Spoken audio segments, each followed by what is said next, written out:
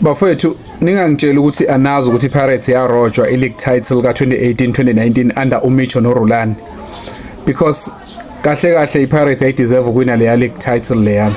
ISundowns yaqeda ileague ina 59 points, iPirates ina 57 points.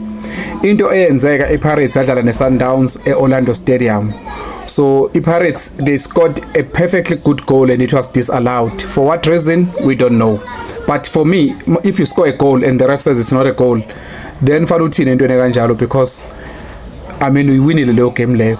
So iSundowns yaqeda isizini ina 59 points, iSundowns ina 57 points. Lo 1 point iSundowns awunikwa ngomthetho uma uminus iSundowns ina 58.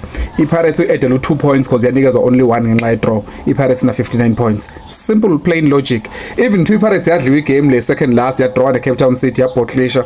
It's fine. iPirates would have still finished on 59 points and Sundowns on 58 points. Ubufakazi balokho nampu. Njoba uzobona nje uLodge enza a perfectly good cross here, ukeeper weSundowns uOnyango ulifaka phakathi goal. Kwathi ibhola bese liphumile before lapha kuLodge. Kodwa umthetho makes clearly states ukuthi the whole circumference of the ball must cross the line. Uyabo?